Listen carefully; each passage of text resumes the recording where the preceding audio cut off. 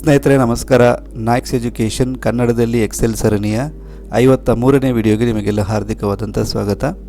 ಸ್ನೇಹಿತರೆ, ಈ ವಿಡಿಯೋದಲ್ಲಿ ನಾನು ಚಾರ್ಟ್ ಮೇಕಿಂಗಲ್ಲಿ ಇನ್ನಷ್ಟು ವಿಧದ ಚಾರ್ಟ್ಗಳನ್ನು ಎಕ್ಸ್ಪ್ಲೇನ್ ಮಾಡ್ತಾ ಇದ್ದೀನಿ. ವಿಶೇಷವಾಗಿ ಈ ವಿಡಿಯೋದಲ್ಲಿ ನಾನು ಇವತ್ತು ಇಲ್ಲಿ ನೀವು ನೋಡಿರ್ಬೋದು ಮಲ್ಟಿ ಲೇಯರ್ ಪೈ ಚಾರ್ಟ್ ಅಂತ ಕರೀತಾರೆ ಇದಕ್ಕೆ, ಅಥವಾ ಡೋನಟ್ ಚಾರ್ಟ್ ಅಂತಲೂ ಕರೀತಾರೆ, ಅಥವಾ ನೆಸ್ಟೆಡ್ ಪೈ ಚಾರ್ಟ್ ಅಂತಲೂ ಕರೀತಾರೆ. ಸೊ ಈ ಥರದ ಚಾರ್ಟ್ಗಳನ್ನು ಹೇಗೆ ಮಾಡೋದು ಅನ್ನೋದನ್ನು ನಾನು ಎಕ್ಸ್ಪ್ಲೇನ್ ಮಾಡ್ತಾ ಇದ್ದೀನಿ. ಸ್ನೇಹಿತರೆ, ಇದಕ್ಕೋಸ್ಕರ ನಾನು ಇಲ್ಲೊಂದು ಡೇಟಾವನ್ನು ರೆಡಿ ಮಾಡಿ ಇಟ್ಕೊಂಡಿದ್ದೀನಿ. ಇದರಲ್ಲಿ ಒಂದಷ್ಟು ವಿದ್ಯಾರ್ಥಿಗಳು ಒಂದಷ್ಟು ಸಬ್ಜೆಕ್ಟ್ಗಳಲ್ಲಿ ಯಾವ ರೇಂಜಲ್ಲಿ ಅಂಕಗಳನ್ನು ಪಡೆದಿದ್ದಾರೆ ಅನ್ನೋದನ್ನು ನಾನು ಈ ಟೇಬಲಲ್ಲಿ ಹಾಕ್ಕೊಂಡಿದ್ದೀನಿ. ಉದಾಹರಣೆಗೆ ಇದರಲ್ಲಿ ಮ್ಯಾಥ್ಸ್ ಸಬ್ಜೆಕ್ಟಲ್ಲಿ 0ರಿಂದ 33 10 ವಿದ್ಯಾರ್ಥಿಗಳು ಅಂಕಗಳನ್ನು ಪಡ್ಕೊಂಡಿದ್ದಾರೆ. 33ರಿಂದ 40ರವರೆಗೆ 25 ವಿದ್ಯಾರ್ಥಿಗಳು, 40ರಿಂದ 60ರವರೆಗೆ 30 ವಿದ್ಯಾರ್ಥಿಗಳು. ಈ ಥರ ಬೇರೆ ಬೇರೆ ಒಂದಷ್ಟು ಸಬ್ಜೆಕ್ಟ್ಗಳಲ್ಲಿ ಯಾವ ರೇಂಜಿನಲ್ಲಿ ಅಂಕಗಳನ್ನು ಪಡೆದಿದ್ದಾರೆ ಅನ್ನೋದನ್ನು ಈ ಟೇಬಲಲ್ಲಿ ಜೊತೆಗೆ ಈ ಚಾರ್ಟ್ನಲ್ಲಿ ನಾನು ಇಲ್ಲಿ ತೋರಿಸಿದ್ದೀನಿ. ಸೊ ಈ ಥರದ ಚಾರ್ಟನ್ನು ಹೇಗೆ ಮಾಡೋದು ಅನ್ನೋದನ್ನು ನಾನು ಇವತ್ತು ಎಕ್ಸ್ಪ್ಲೇನ್ ಮಾಡ್ತಾ ಇದ್ದೀನಿ. ಸ್ನೇಹಿತರೆ, ಈ ಚಾರ್ಟಲ್ಲಿ 3 ಲೇಯರ್ಗಳಿದ್ದಾವೆ, ಅಂದರೆ 3 ಸಬ್ಜೆಕ್ಟಿಗೆ 3 ಲೇಯರ್ಗಳಿದ್ದಾವೆ. ನಂತರ ಆಮೇಲೆ ಇಲ್ಲಿ ಸಬ್ಜೆಕ್ಟ್ಗಳನ್ನು ಹಾಕಲಾಗಿದೆ, ಜೊತೆಗೆ ಇಲ್ಲಿ ಎಷ್ಟು ಯಾವ ರೇಂಜಲ್ಲಿ ಅಂಕಗಳನ್ನು ಪಡೆದಿದ್ದಾರೆ ಅನ್ನೋದನ್ನು ಕೂಡ ಹಾಕಲಾಗಿದೆ. ಸೊ ಇಲ್ಲಿ ನೋಡ್ಬೋದು, ಈ ರೇಂಜ್ ಬಂದುಬಿಟ್ಟು ಇಲ್ಲಿ ಸಪ್ರೇಟ್ ಆಗಿದೆ. ಸೊ ಈ ರೇಂಜಿನ ಕಲರ್ ಕೂಡ ನಮಗೆ ತುಂಬಾ ಇಂಪಾರ್ಟೆಂಟ್ ಆಗುತ್ತೆ. ಸೊ ಫಾರ್ ಎಕ್ಸಾಂಪಲ್ ಇಲ್ಲಿ dark blue colour 0 to 33. So each ಸರ್ಕಲಲ್ಲಿ ಆ 0 to 33 ಎಲ್ಲಿದೆ ಅನ್ನೋದನ್ನು ನಾವು ನೋಡ್ಕೋಬೇಕಾಗುತ್ತೆ. ಇನ್ನೊಂದು ಲೈಟ್ ಬ್ಲೂ ಬಂದುಬಿಟ್ಟು 80 to 100. ಸೊ ಉದಾಹರಣೆಗೆ ನಾನೀಗ ಒಂದು ಸಬ್ಜೆಕ್ಟಲ್ಲಿ ತೋರಿಸ್ತೀನಿ. ಸೋಷಿಯಲ್ ಸೈನ್ಸ್ ಅನ್ನೋದು ಹೊರಗಿನ ಸರ್ಕಲಲ್ಲಿ ಸೋಷಿಯಲ್ ಸೈನ್ಸ್ ಸಬ್ಜೆಕ್ಟ್ ಇದೆ. ಇಲ್ಲಿ ಹೈಯೆಸ್ಟ್ ಬಂದುಬಿಟ್ಟು ಈ ರೇಂಜ್ ಈ ಕಲರಲ್ಲಿದೆ. ಈ ಕಲರ್ ಬಂದುಬಿಟ್ಟು ಯೆಲ್ಲೋ ಕಲರು, ಅಂದರೆ 60 to 80. ಹೈಯೆಸ್ಟ್ ಜನ 60 to 80 ರೇಂಜಲ್ಲಿ ಸೋಷಿಯಲ್ ಸೈನ್ಸಲ್ಲಿ ಅಂಕಗಳನ್ನು ಪಡೆದಿದ್ದಾರೆ. ಎಷ್ಟು ಜನ ಪಡೆದಿದ್ದಾರೆ ಅಂದರೆ 45 ಮೆಂಬರ್ಸು ಈ ರೇಂಜಲ್ಲಿ ಅಂಕಗಳನ್ನು ಪಡೆದಿದ್ದಾರೆ. ಅದೇ ಥರ ಮ್ಯಾಥ್ಸ್ ಬಗ್ಗೆ ಅಥವಾ ಸೈನ್ಸ್ ಬಗ್ಗೆ ಮಾತಾಡೋದಾದರೆ ಸೈನ್ಸಿನ ಸರ್ಕಲ್ ಈಗ ಇನ್ನರ್ ಸರ್ಕಲಲ್ಲಿ ಅಥವಾ ಎರಡನೇ ಸರ್ಕಲಲ್ಲಿದೆ. ಇದರಲ್ಲಿ ನಾವು 45 ಅಂದರೆ ಈ ಕಲರನ್ನು ನೋಡ್ಬೋದು. ಇಲ್ಲಿ ಒಂದು ಸಲ ಗ್ರೇ ಕಲರ್ ಇದೆ. ಈ ಗ್ರೇ ಕಲರಲ್ಲಿ 45 ಹೈಯೆಸ್ಟ್ ಜನ, ಅಂದರೆ ಇಲ್ಲಿ 40 to 60 ಜನ 40ರಿಂದ 60 ಅಂಕಗಳನ್ನು ಪಡ್ಕೊಂಡಿದ್ದಾರೆ.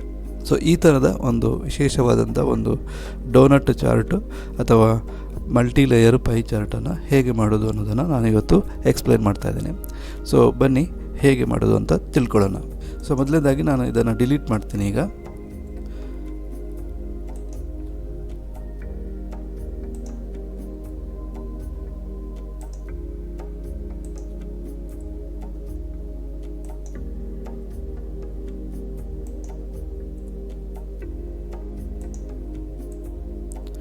ಈಗ ನಾನು ಈ ಡೇಟಾವನ್ನು ಫಸ್ಟಿಗೆ ಸೆಲೆಕ್ಟ್ ಮಾಡ್ಕೋಬೇಕಾಗುತ್ತೆ. ಅನಂತರ ಇನ್ಸರ್ಟ್, ನಿಮಗಿಲ್ಲಿ ಪೈ ಚಾರ್ಟ್ ಅಂತ ಕಾಣಿಸ್ಕೊಳ್ಳುತ್ತೆ. ಪೈ ಚಾರ್ಟಲ್ಲಿ 3ನೇ ಆಪ್ಷನ್ ಬಂದುಬಿಟ್ಟು ಡೋನಟ್ ಚಾರ್ಟ್ ಅಂತ ಇದೆ. ಇಲ್ಲಿ ಕ್ಲಿಕ್ ಮಾಡ್ಬೋದು. ಇಲ್ಲ ಅಂತಂದರೆ ನೀವು ಆಪ್ಷನ್ಸ್ಗೆ ಹೋಗಿ ಚಾರ್ಟ್ ಆಪ್ಷನ್ಸ್ಗೆ ಆಲ್ ಚಾರ್ಟ್ಸಲ್ಲಿ ನೀವು ಪೈ ಚಾರ್ಟನ್ನು ಹುಡುಕಬೇಕಾಗುತ್ತೆ. ಪೈ ಚಾರ್ಟನ್ನು ಹುಡುಕಿ ಇಲ್ಲಿ ಡೋನಟ್ ಚಾರ್ಟ್ ಇದೆ, ಇಲ್ಲಿ ಇದನ್ನು ಸೆಲೆಕ್ಟ್ ಮಾಡಿ ಓಕೆ ಕೊಟ್ಟರೆ ಡೋನಟ್ ಚಾರ್ಟ್ ಬರುತ್ತೆ. ಸೊ ಒಂದು ಸಲ ಈ ಥರ ಚಾರ್ಟ್ ಬಂದ ಮೇಲೆ ಇದನ್ನು ನಾವು ಸ್ವಲ್ಪ ಎಡಿಟ್ ಮಾಡಬೇಕಾಗುತ್ತೆ. ಉದಾಹರಣೆಗೆ ನಾವು ಫಸ್ಟ್ ಸರ್ಕಲನ್ನು ತಗೊಳ್ಳೋಣ, ಅಂದರೆ ಒಳಗಿನ ಸರ್ಕಲ್ ಸಣ್ಣ ಸರ್ಕಲನ್ನು ಸೆಲೆಕ್ಟ್ ಮಾಡಿ ಅದರ ಮೇಲೆ ಕ್ಲಿಕ್ ಮಾಡಿದರೆ ಅದು ಸೆಲೆಕ್ಟ್ ಆಗುತ್ತೆ.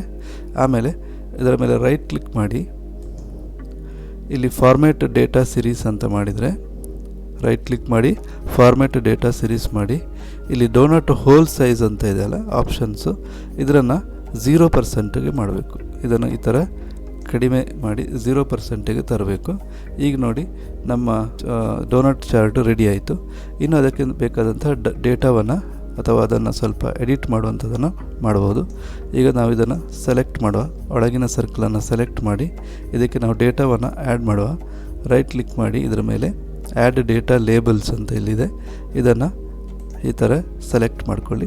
ಸೊ ಈಗ ಡೇಟಾ ಇದರೊಳಗಡೆ ಬಂದುಬಿಟ್ಟು ಈಗ ಇದನ್ನು ಇನ್ನಷ್ಟು ಸ್ವಲ್ಪ ಚಂದವಾಗಿ ಕಾಣುವ ಹಾಗೆ ಮಾಡೋದಾದರೆ ಆ ಡೇಟಾವನ್ನು ಸೆಲೆಕ್ಟ್ ಮಾಡಿ ಅಲ್ಲಿ ರೈಟ್ ಕ್ಲಿಕ್ ಮಾಡಿ ಇಲ್ಲಿ ಶೇಪ್ಸ್ ಅಂತ ಚೇಂಜ್ ಡೇಟಾ ಲೇಬಲ್ ಶೇಪ್ಸ್ ಈ ಥರ ಮಾಡ್ಬೋದು. ಓಕೆ, ಅದೇ ಥರ ಎರಡನೇ ಸರ್ಕಲ್ಗೆ ಸಹ ಕೂಡ ಎರಡನೇ ಸರ್ಕಲ್ ರೈಟ್ ಕ್ಲಿಕ್ ಮಾಡಿ ಆ್ಯಡ್ ಡೇಟಾ ಲೇಬಲ್ಸು ಮತ್ತು ಆ ಡೇಟಾವನ್ನು ಸೆಲೆಕ್ಟ್ ಮಾಡಿ ರೈಟ್ ಕ್ಲಿಕ್ ಮಾಡಿ ಶೇಪನ್ನು ಇನ್ಸರ್ಟ್ ಮಾಡ್ಬೋದು. ಇನ್ನು ಮೂರನೇ ಸರ್ಕಲ್ಗೆ ರೈಟ್ ಕ್ಲಿಕ್ ಮಾಡಿ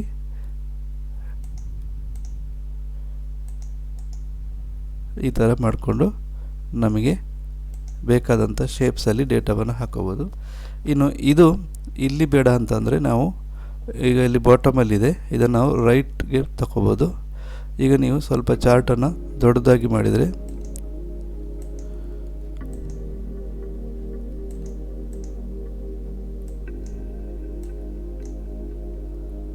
ಇನ್ನಷ್ಟು ಕ್ಲಿಯರಾಗಿ ಕಾಣುತ್ತೆ.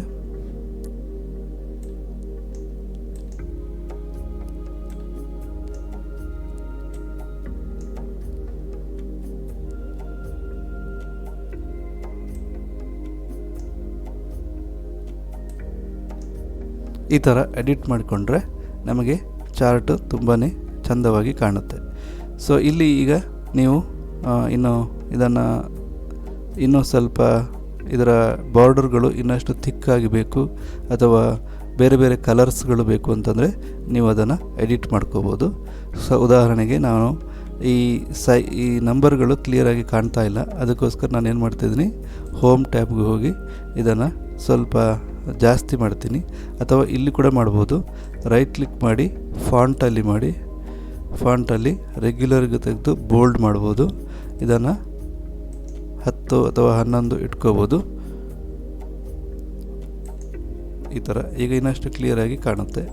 ಅದೇ ಥರ ಈ ನಂಬರ್ಸ್ಗಳನ್ನು ಕೂಡ ಅದೇ ಥರ ಮಾಡ್ಕೋಬೋದು.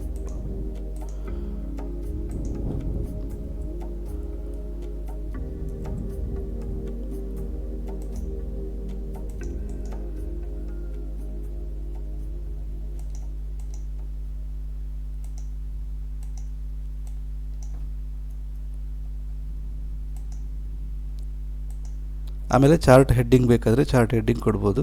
Multi layer pi chart of marks ಅಂತ ಏನಾದರೂ ಚಾರ್ಟ್ ಟೈಟಲ್ ಬೇಕಾದರೆ ಈ ಥರ ಕೊಡ್ಕೋಬೋದು. ಸೊ ಇದು ಡೋನಟ್ ಪೈ ಚಾರ್ಟ್ ಅಂತ ಕರೀತಾರೆ ಇದಕ್ಕೆ, ಅಥವಾ ಮಲ್ಟಿ ಲೇಯರ್ ಪೈ ಚಾರ್ಟ್ ಅಂತಲೂ ಕರೀತಾರೆ, ಅಥವಾ ನೆಸ್ಟೆಡ್ ಪೈ ಚಾರ್ಟ್ ಅಂತಲೂ ಕರೀತಾರೆ. ಸೊ ಈ ಥರ ನೀವು ನಿಮ್ಮ ಡೇಟಾವನ್ನು ಪ್ರೆಸೆಂಟ್ ಮಾಡುವಾಗ ಅತ್ಯಂತ ಸರಳವಾಗಿ ಅದನ್ನು ವಿಶ್ಲೇಷಣೆ ಮಾಡೋದು ಸಾಧ್ಯ ಆಗುತ್ತೆ.